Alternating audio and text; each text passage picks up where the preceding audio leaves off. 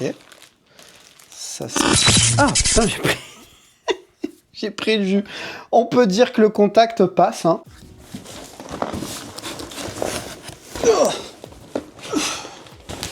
Attention, chaud devant. Hop là. Oh mon Dieu. C'est énorme. Ah. Salut à tous. Bienvenue pour, eh bien, une nouvelle ère, je pense, pour la découverte, pour l'ouverture de ce qu'il y a dedans. Ceux qui me suivent, notamment sur les réseaux, doivent être au courant des petits soucis que j'ai dû avoir, n'est-ce pas?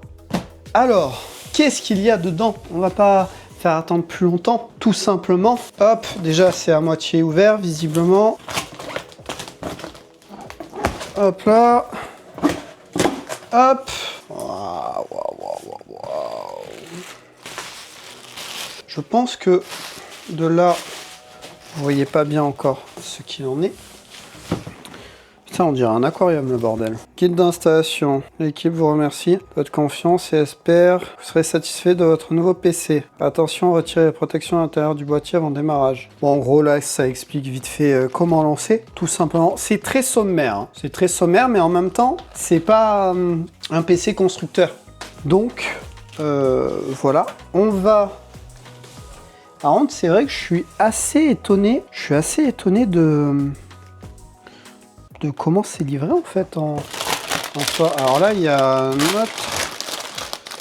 notre truc.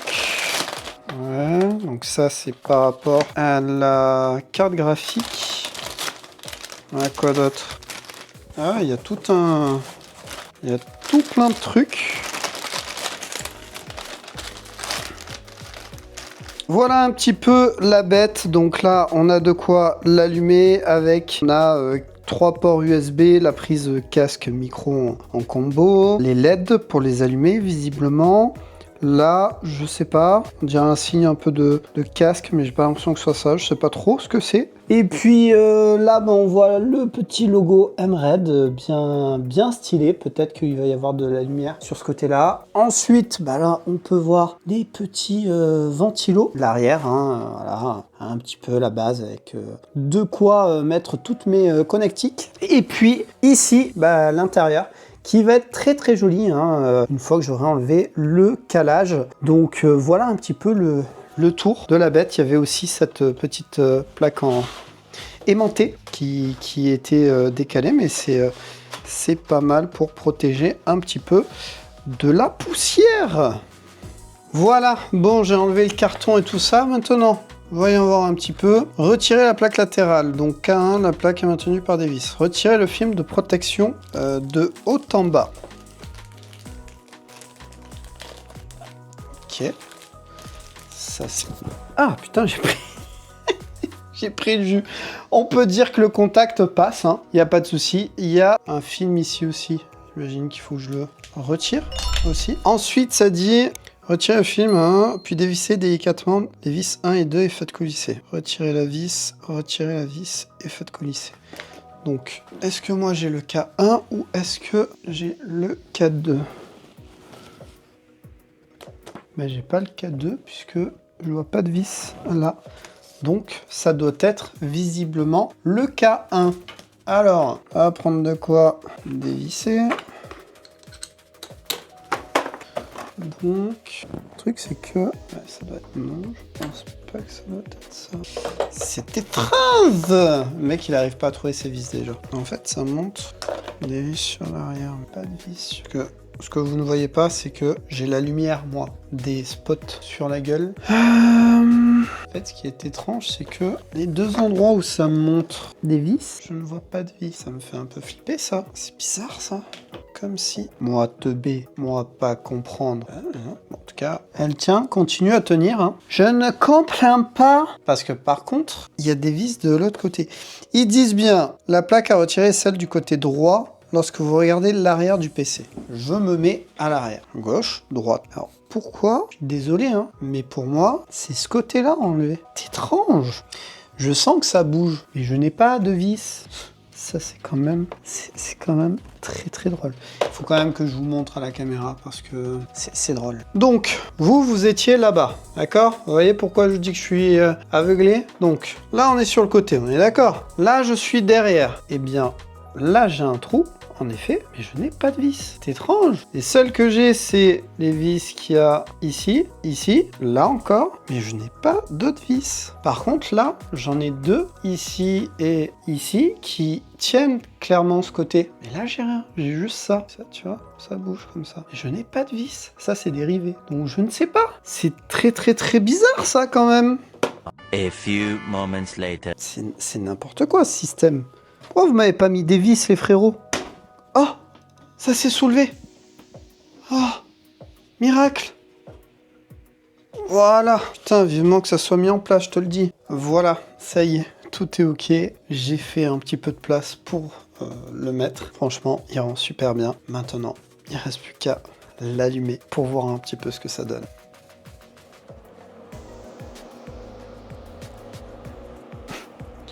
Ok, un petit moteur à réaction, mais c'est normal, c'est le démarrage. Ok, ça vient de s'allumer ici.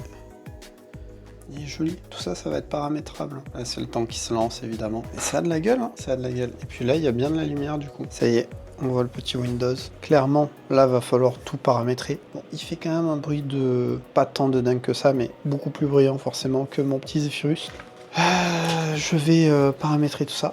Et puis on se retrouve une fois que tout est ok. Bon, ça fait déjà un jour que je l'ai, le PC, et voilà, je l'ai désossé un petit peu. Là tu peux voir la carte graphique, et voilà, elle est plus à son emplacement, tout simplement parce que j'ai mis mon petit SSD. Pour ceux qui me suivent sur la chaîne, tu sais que j'avais fait des vidéos dessus. Et voilà, c'est le reste de notre petit Zephy. Voilà, le petit SSD 990 Pro de chez Samsung en NVMe de 4 Tera qui m'avait coûté un beau petit bras. Et c'est surtout que dessus j'ai des projets, j'espère que je pourrai y accéder. Donc pour info d'ailleurs, apparemment il devait y avoir au moins 3 emplacements de NVMe sur cette config. Et en fait ça me permet de voir qu'en fait, sauf si je me trompe, mais visiblement j'ai bien cherché, il n'y en a pas d'autres. J'ai le premier qui est ici, l'original, enfin celui vendu avec, et là il y a le mien qui est ici. D'ailleurs le 990 Pro existe également avec la surface de protection contre la chauffe, mais bon, vu que c'était dans un portable, j'en avais pas besoin à la base. Voilà, on explore un petit peu les entrailles de la bête. Bon, nous voilà quelques jours plus tard, ça y est, la config est derrière moi, elle tourne, je l'ai un petit peu customisé au niveau des couleurs, tout ça, je m'amuse un petit peu. Tout fonctionne, mais avant ça, il faut que je revienne sur certaines choses parce qu'il s'est quand même passé des petites frayeurs, même des grosses frayeurs et des moments de solitude. Ouais, clairement. Donc avant de te montrer cette config, il faut d'abord revenir sur certaines choses. Alors la première chose sur laquelle je veux revenir, c'est déjà l'état de l'emballage. Parce que, je sais pas si tu l'as bien vu sur la vidéo, mais le carton dans lequel je sors le boîtier, il y avait que ça. Il n'y avait pas de sous-carton, il y avait rien d'autre. J'ai récupéré ce carton, il était pas vraiment bien scotché, il y avait un côté qui était ouvert. Alors ça peut être dans le transport, mais encore une fois, le boîtier n'a rien, les vitres sont impec, mais ça fait flipper quand même que ta config, elle soit dans les 2000 balles comme celle-là, ou moins, tu t'attends à ce qu'il y ait un minimum. Je sais pas, mettez un suremballage ou quelque chose comme ça. Après, c'est bien arrivé. Mais je me questionne quand même. Enfin bon, tout va bien, voilà, mais MRED, pensez peut-être à faire un suremballage ou quelque chose comme ça, je pense que ça serait bien, et puis même un carton un peu visuellement sympa ou autre, c'est toujours mieux. Deuxième point, le manuel, il faudrait le mettre à jour, parce que là, ça me disait qu'il y avait deux possibilités pour ouvrir le boîtier. C'était où j'avais des vis sur la surface vitrée, ce que je n'avais pas, ou des vis sur le côté, ce que je n'avais pas. J'avais en fait une tirette pour pouvoir faire basculer la vitre. Ça n'est pas marqué. Si je n'avais pas regardé avec Gemini, je n'aurais sans doute jamais trouvé, puisqu'en fait cette tirette je l'ai tirée, mais on parle d'une plaque vitrée. Donc tu cherches pas à t'amuser à trop tirer, parce que tu sens qu'à la fois il y a une résistance, et en même temps, bah oui, c'est tenu par des ergots en plastique. Bah oui. Alors j'avais cru remarquer ça, mais en même temps, encore une fois, ça n'est pas marqué. Donc j'ai perdu un temps fou, que tu n'as pas vu dans la vidéo parce que j'ai cut à trouver comment l'ouvrir. Et le pire, c'est que si je le faisais pas, je ne pouvais pas faire fonctionner l'ordi, puisque il y avait les protections en carton qui étaient à l'intérieur. Donc juste revoir peut-être le manuel qui déjà, il y a quasi rien dedans, bah ça serait bien de le revoir pour le mettre à jour. Et en plus, les SP, tout ça, les mettre dans le manuel, ça serait bien aussi, je pense. Parce que juste dire que tu as des ports USB bleus, noirs, trucs micro, etc.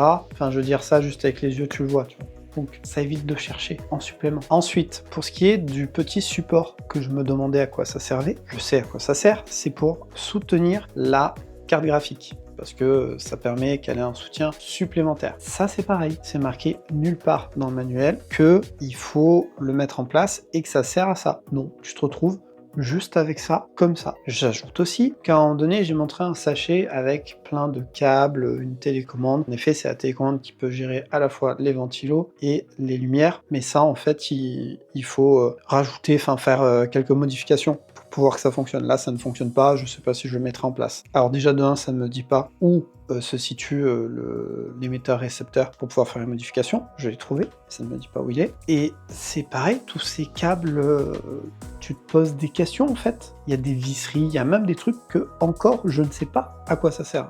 J'ai d'ailleurs contacté Nred pour avoir plus d'informations. Bah, alors, il faut savoir que c'est une boîte de dialogue et que tu es limité. À un moment donné, tu peux plus écrire. Donc voilà, et ça fait maintenant 3-4 jours, peut-être un peu plus, et j'ai à ce jour pas de nouvelles. Après, en vrai, bah, depuis, j'ai trouvé j'ai trouvé par moi-même. Hein. Cette fois-ci, pour cette config, j'ai pas fait comme avec le petit Zephy. J'ai fait en sorte de m'assurer que tout fonctionne bien avant de commencer à faire du montage ou je ne sais quoi, et peut-être perdre ma vie. Alors, en premier, je lui ai fait passer tout plein de tests de benchmark, où j'ai notamment utilisé 3D Mark Demo, et j'ai également utilisé Cinebench. Donc en fait, 3D Mark va plus utiliser le côté carte graphique et également aussi le processeur. Et par contre, Cinebench, lui, va principalement utiliser que le processeur. Comme ça, en gros, ça me donne une vision d'ensemble de ce qu'il en est.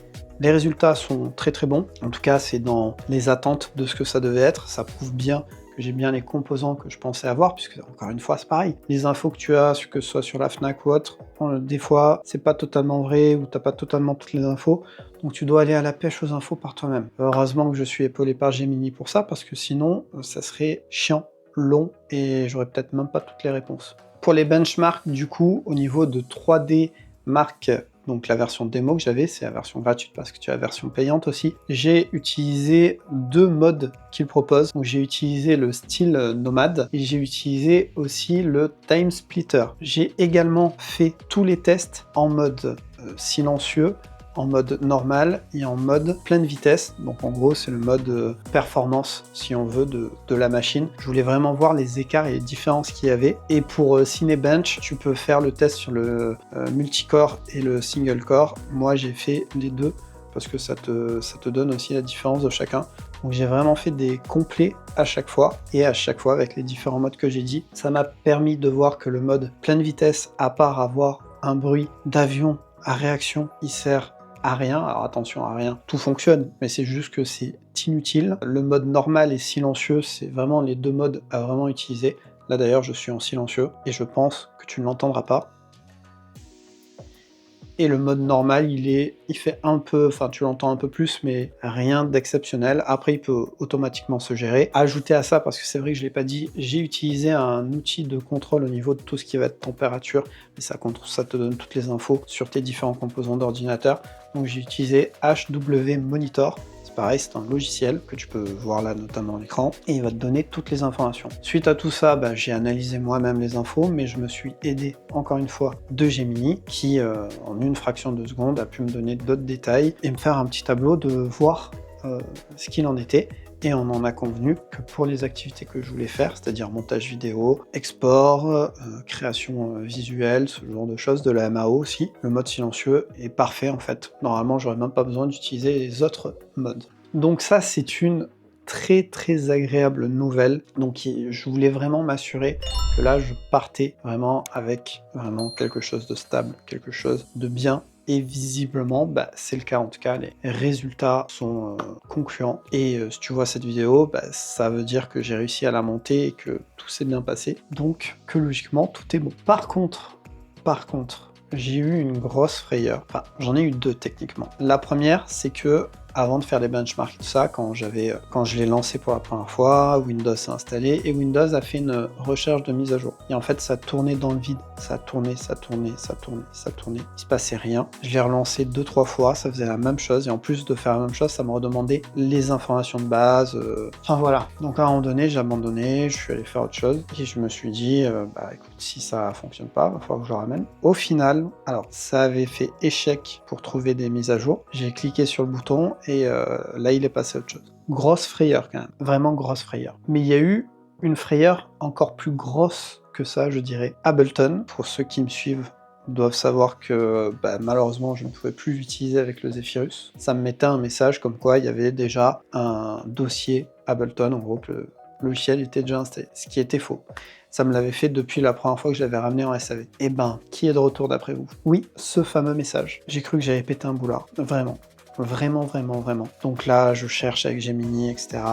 Elle me dit que c'est parce que il y a peut-être déjà un dossier, donc je lui explique que en fait l'ordinateur est vierge, hein, il est neuf. Donc ensuite, elle me dit que c'est peut-être dû à un dossier que j'ai créé. Donc en effet, j'avais créé un dossier pour qu'il s'installe là-dedans. Je le supprime, ça me fait toujours pareil. Et suite à quoi, en fait, elle me dit de laisser faire le cheminement normal. Sauf que j'ai chopé le chemin qu'elle m'a dit, et je l'ai collé directement. Et là, l'installation s'est faite.